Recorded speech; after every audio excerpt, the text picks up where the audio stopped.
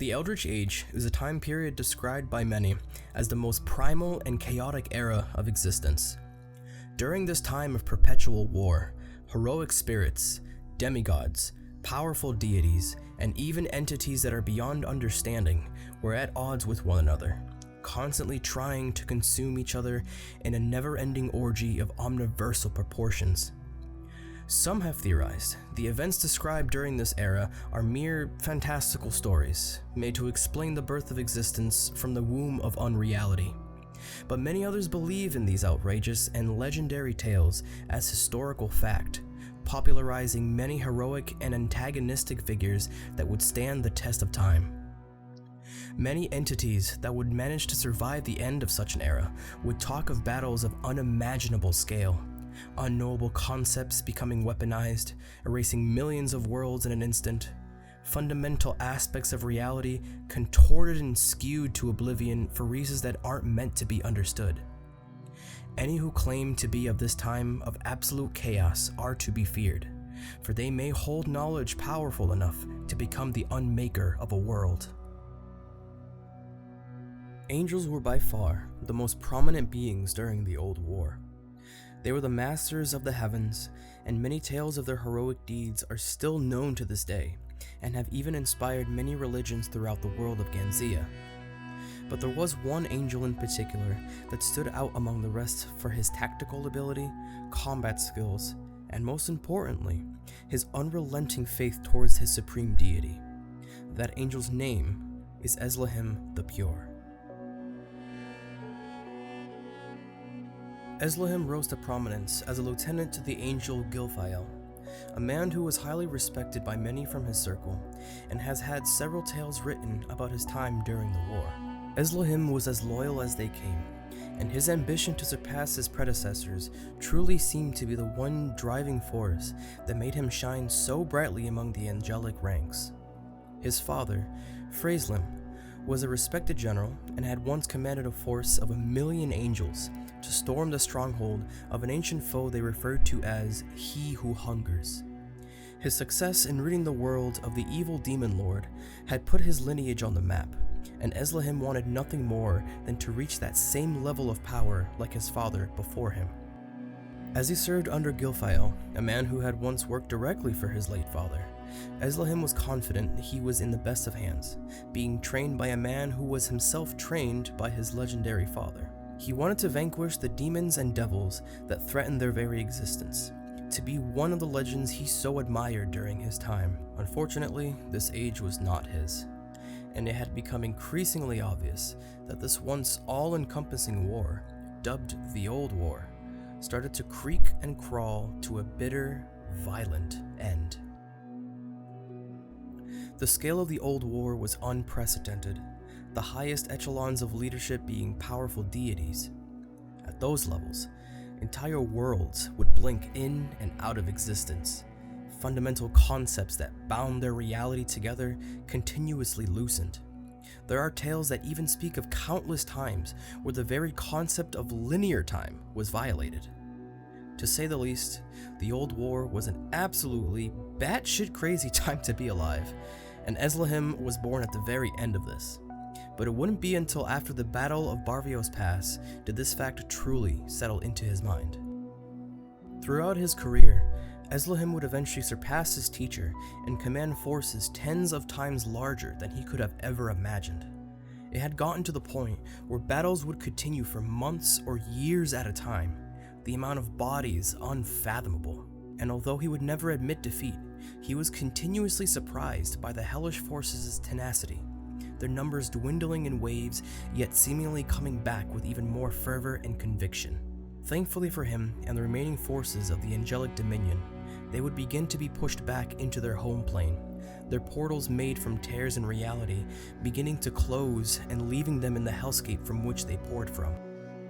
The last of these hell portals was discovered in a region called Barvios Pass, and Eslahim brought forth his forces that consisted of millions of angels and a number of powerful allied deities ready to end this struggle for survival.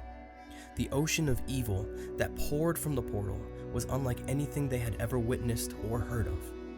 Both sides shifted back and forth between being overrun and overpowering their opponent, the death toll rising with every passing moment on both sides. By this point, Eslim had become a highly respected and greatly feared individual, depending on who you were. He would eventually be given the title The Pure for his unwavering and immovable faith in his God. For his people, he was their Messiah and the pinnacle of righteousness and purity, believed to be the vessel for the Heavenly Father himself. For those who found themselves in opposition against the angelic dominion, Eslahim's presence was enough for demonic leadership to immediately call for reinforcements. The Battle of Barvios Pass was a mess of blood and screams. Great beasts that towered over their ranks swiped at them like insects, their forms made of the bodies of the slain. Disgusting creatures that hid in the ground sprang into the fray, impaling, flaying, and eating anything unlucky enough to be close by. But the angels continued on, changing their tactics every step of the way, and once the demonic champions began coming out of that unholy waterfall of flesh and blood, Eslahim would finally throw himself into the mess. Left and right, he massacred these greater demons, even facing off against multiple opponents simultaneously. As long as he had his father's legendary sword, Eslahim felt as though he could not be beaten. But eventually, even legendary swords will meet their limit, and after a particularly vicious attack by some unnamed demon, Eslahim's sword would meet its end. He managed to evade the full force of the attack, but with no weapon, he had to improvise, and without thought, he began to use the only remaining weapon he could think of, his faith. As he evaded attacks, he continuously chanted one of the many prayers he'd created in order to call to the Heavenly Father for aid. Soon, he began hearing the chant travel through his ranks, and before long, every angel and angelic ally harmonized their words, speaking as one, fighting as one. Their faith in their Creator would strengthen their resolve so much, a notable shift in the tides of battle leaned in their favor. Step by step, the evil forces pulled back their lines again and again and again, until the entirety of the angelic dominion had surrounded the last of the hellish portals. At that point, Eslahim ordered a full-on bombardment to once and for all wipe these demons out of existence. Beams of light strobed, incinerating lines of demonic soldiers in moments. Weapons of ancient design ripped, sliced, and ravaged those who dared to stand against them. Eslahim was moments from ending this great war, and he would lead the survivors into a new era of peace and harmony. But the evil forces of hell wouldn't be defeated so easily. Suddenly, an incredible heat began to wash over the entire battlefield, setting everything aflame. Everyone, even the demonic forces they fought against, expressed fear unlike anything they knew previously. When even the demons began to flee from the portal, Eslahim sensed a great evil attempting to enter their world. The portal, a Terran reality that led to the hellish domain, began to grow in size with alarming speed. The sounds that were heard, of the fabric of reality being torn asunder by forces one could not even begin to understand, seemed to shake the very core of everyone's conviction, even that of the supposedly pure Eslahim. A singular, mountainous arm made of hellfire and flesh erupted from the portal, its sinuous and contorted fingers clawing at the ground, presumably attempting to drag its full body through. With every swipe, the arm flattened mountains, split the sky, emptied oceans. No one, not even the millions of demons that had poured through the same portal, were safe from this massacre, this grotesque display of absolute evil. Eslahim was beyond horrified, beyond knowing anything that could even face off against something so unbelievably monstrous. But quickly he centered himself. He gave himself a moment of peace far removed from his physical surroundings, so that he could pray to the Heavenly Father directly. In this state, he found clarity and realized this was the one true decisive moment that would spell either victory or defeat for the angelic dominion. Although he did not want to admit it, he now knew that this arm belonged to none other than the devil itself, the pinnacle of every evil that existed, the origin of unholiness, the anti-creator. This, despite its horrific implications, was an act of absolute desperation. The forces of good had become too much for the devil to handle, and had now been forced to attempt to end things once and for all. But before it could do any more damage, Eslahim called to his closest followers, angels that individually could conquer entire worlds, and told them to create a prayer circle and follow his lead. Without hesitation, they all gathered as he instructed, and began to chant along with him in unison, despite them not having been given the words prior. Together they prayed to the Heavenly Father, and begged for his power to smite the remainder of the evils that threatened their world. When the last of the words were spoken, a brilliant light exploded from within the circle of prayer, and by the time their eyes adjusted to the bright light, they were in awe at what they saw before them. In his armored hands, Eslahim held a great sword made of pure light, the weapon of physical manifestation of the will of the Heavenly Father himself. Distracted by his wondrous display of divine creation, his followers bowed to him, for he was now and forever seen as the true vessel of the Creator. The light sword's name echoed in their minds: Ekielzax. It was completely weightless, and yet when swung by his hand, it could cut through absolutely anything, simultaneously purging and purifying demonic souls on contact. When he held this great weapon, Eslahim knew he was unstoppable. Ordering his people to flee, Eslahim alone dove into action and met the arm of the devil head-on. He flew with wonderfully glowing gold wings that made slowly fading light trails behind him.